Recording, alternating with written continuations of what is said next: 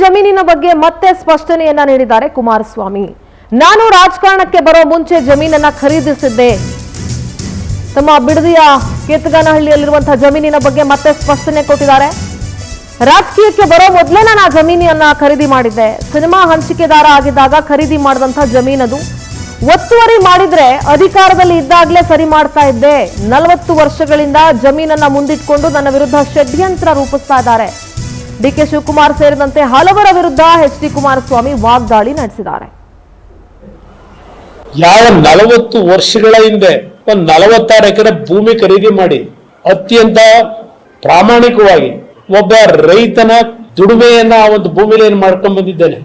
40 ವರ್ಷದಲ್ಲಿ ಎಂದೂ ಸಹ ಇಷ್ಟು ದೊಡ್ಡ ಮಟ್ಟದಲ್ಲಿ ದ್ವೇಷದ ರಾಜಕಾರಣ, ಅಧಿಕಾರಿಗಳನ್ನ ದುರುಪಯೋಗ ಪಡಿಸ್ಕೊಳ್ತಕ್ಕಂಥವ್ರ ಮುಖಾಂತರ ನಡೀತಾ ಇರತಕ್ಕಂಥದ್ದೇನಿದೆ.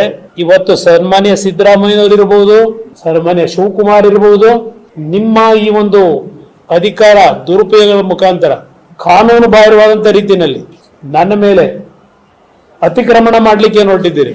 ಇವತ್ತಿನಿಂದ ನನ್ನ ವಾರ್ ಈ ಸರ್ಕಾರದ ವಿರುದ್ಧ ಪ್ರಾರಂಭ ಮಾಡ್ತೀನಿ ಅಂತಕ್ಕಂಥದ್ದನ್ನ ನಾಡಿನ ಜನತೆಗೆ ನನ್ನ ಮಾಧ್ಯಮದ ಸ್ನೇಹಿತರ ಮುಖಾಂತರ ಪ್ರಥಮವಾಗಿ ಇವತ್ತು ಘೋಷಣೆ ಮಾಡ್ತಾ ಇದ್ದಾರೆ.